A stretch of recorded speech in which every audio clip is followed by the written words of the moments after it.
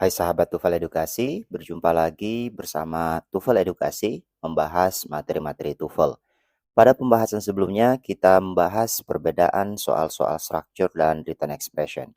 Nah, pada pembahasan ini kita akan melanjutkan materi tentang subject dan verb yang merupakan salah satu skill yang wajib dipelajari pada materi TOEFL structure. Baik sahabat TOEFL Edukasi, perlu diketahui bahwa sebuah kalimat dalam bahasa Inggris harus memiliki setidaknya satu subjek dan satu verb. Pada skill ini kita akan mempelajari apa saja yang disebut dengan subjek dan verb kalimat. Apa saja yang dapat menjadi subjek dalam kalimat. Apa saja yang dapat menjadi verb dalam kalimat. Dan bagaimana subjek dan verb diujikan pada soal-soal TOEFL structure. Dalam struktur kalimat bahasa Inggris, subjek dan verb atau kata kerja merupakan persyaratan wajib yang harus ada dalam sebuah kalimat. Subjek berasal dari kata benda atau noun yang akan menjadi pelaku dalam suatu kalimat. Sementara verb adalah kata dalam kalimat yang digunakan untuk mendeskripsikan aksi, tindakan, kondisi sesuatu. Dalam bahasa Indonesia, verb diartikan sebagai kata kerja yang menunjukkan aktivitas subjek dalam kalimat. Apa saja yang disebut sebagai subjek dan verb kalimat? Setiap kalimat dalam bahasa Inggris pada dasarnya harus mempunyai sebuah subjek dan sebuah verb atau kata kerja. Dalam kalimat simple misalnya, Tony works in a bank. Tony merupakan sebuah subjek dalam kalimat ini dan works adalah sebuah verb dalam kalimat tersebut. Contoh berikutnya, he lives in Spain. He disebut subjek dan lives disebut sebagai verb atau kata kerjanya. The plane will be landing in a few minutes. The plane adalah subjek kalimat dan will be landing merupakan verbnya. The bus schedule has changed since last week. The bus schedule adalah subjek dalam kalimat ini dan has changed merupakan verb atau kata kerjanya. Nah, dalam kalimat ini kata-kata seperti Tony, he, the plane, the bus schedule merupakan subjek yang digunakan dalam kalimat. Subjek tersebut berasal dari kata benda atau noun yang digunakan sebagai pelaku dalam kalimat ini. Verb dalam bahasa Indonesia disebut sebagai kata kerja yang menunjukkan aktivitas dari sebuah subjek dalam kalimat. Kata-kata pada kalimat tersebut pada contoh sebelumnya seperti leaves, will be landing, has changed merupakan verb dalam kalimat-kalimat ini yang digunakan untuk mendeskripsikan suatu aksi, tindakan, atau mendeskripsikan suatu kondisi tertentu. Namun perlu diingat bahwa kata kerja atau verb dalam bahasa Inggris tidak harus menunjukkan sebuah aksi, tetapi dapat menyatakan kondisi dan keadaan. Misalnya, he plays football in his friends every Sunday. Kata plays dalam kalimat ini muncul setelah subjek di mana digunakan untuk menunjukkan sebuah tindakan atau action atas sesuatu yang dilakukan oleh si subjek. Dalam hal ini, tindakan yang dilakukan oleh he adalah bermain sepak bola. Contoh berikutnya, he feels happy about the exam result. Verb dalam kalimat ini yakni feels tidak digunakan untuk menunjukkan sebuah tindakan, tetapi digunakan untuk menunjukkan sebuah kondisi mengenai subjek. Apples are good for your health. Kata are adalah sebuah to be sebagai auxiliary verb atau kata kerja bantu yang digunakan untuk menunjukkan sebuah kondisi tentang apel. Lalu, sahabat TOEFL Edukasi, apa saja yang dapat menjadi subjek dalam kalimat? Nah, ada beberapa yang dapat menjadi subjek dalam kalimat. Subjek dalam sebuah kalimat akan selalu berasal dari sebuah noun atau kata benda yang dapat dikategorikan menjadi beberapa kelompok. Pertama, subjek dalam kalimat berasal dari kelompok noun persons. Misalnya, sebuah tokoh atau orang dalam kelompok profesi seperti teacher, doctor, scientist, electrician, dan lain-lain. Subjek yang berasal dari noun person ini biasanya memiliki ending words atau akhiran kata seperti er, misalnya teacher, or, doctor, ist, scientist, atau ian, misalnya magician. Nah, mari kita perhatikan contoh kalimat ini. The doctor prescribed me some medicines. The doctor dalam kalimat ini memiliki akhiran or, digunakan sebagai subjek kalimat yang menerangkan pelaku sebuah tindakan. Kemudian kategori yang kedua, subjek dalam kalimat juga dapat berasal dari kelompok noun things seperti technology, happiness, television, personality, criticism, presence. Subjek yang berasal dari noun thing ini biasanya memiliki akhiran seperti logi, ness, ion, the, ism, atau nc.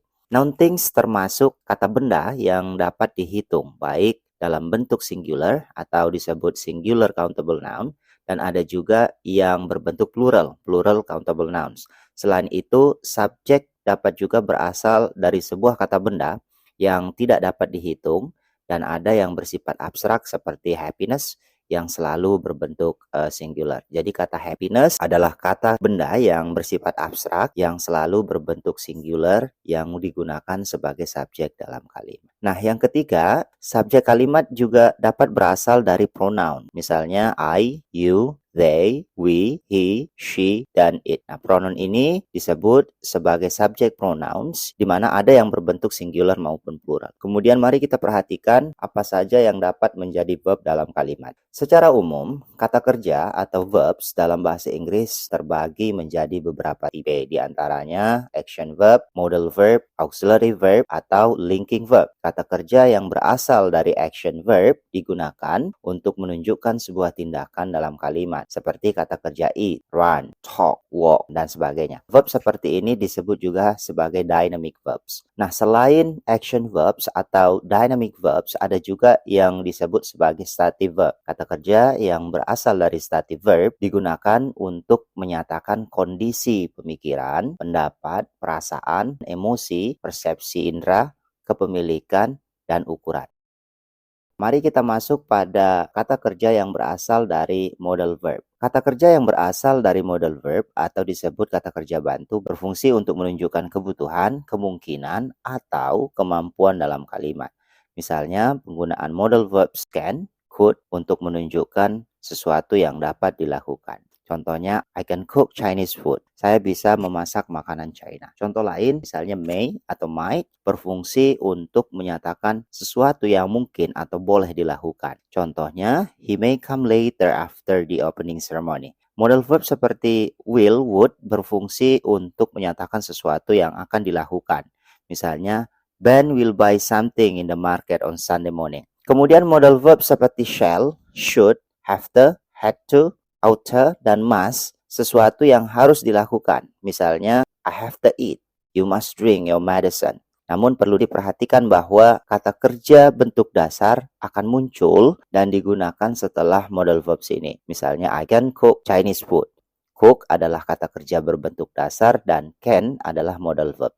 Jadi modal verbs ini digunakan sebelum base form untuk memberikan penekanan sebuah makna dalam kalimat. Kata kerja yang berasal dari auxiliary verb atau helping verb merupakan kata kerja bantu yang digunakan untuk melengkapi atau mengubah makna suatu kalimat yang sering ditemukan pada tenses tertentu. Misalnya simple past tense, simple future tense, simple perfect tense, dan continuous tense.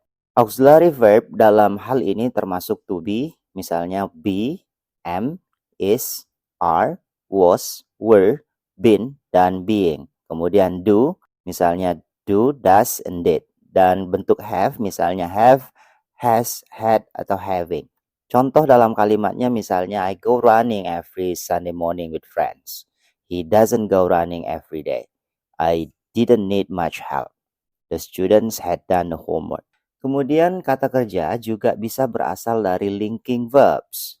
Kata kerja yang berasal dari linking verbs adalah kata kerja yang tidak menunjukkan tindakan yang dilakukan oleh si subjek, tetapi memberikan keterangan deskriptif atas identitas sebuah subjek. Linking verbs biasanya menjelaskan lebih lanjut tentang subjek dalam kalimat. Berikut ini beberapa contoh kata kerja yang berasal dari linking verbs yang penggunaannya juga sering muncul dalam soal-soal TOEFL. Misalnya, the physics exam is quite easy. Kathy looks gorgeous in that dress. The boys became sick with the flu. Tom appeared rather unhappy at what had happened. The soup tastes too salty. He feels terribly angry about the issue. Linking verb seperti look, become atau became, appear, taste, feel, seem, smell, dan semua bentuk to be termasuk linking verbs digunakan sebagai sebuah verb yang umumnya muncul setelah subjek dalam kalimat. Dapat disimpulkan bahwa kata kerja dapat saja berasal dari salah satu kategori ini dan sering diujikan dalam soal-soal TOEFL, terutama pada bagian structure dan written expression. Baik sahabat TOEFL Edukasi, setelah mengenal subjek dan verbs, selanjutnya kita akan memperhatikan bagaimana subjek dan verb diujikan dalam soal-soal TOEFL structure. Perhatikan ketiga contoh soal berikut.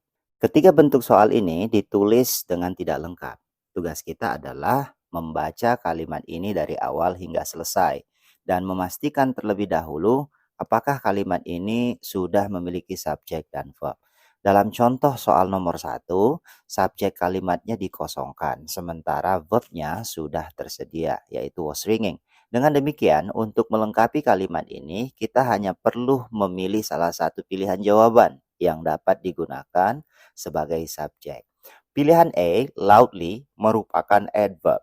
Jadi pilihan ini tidak benar karena yang kita butuhkan bukan adverb.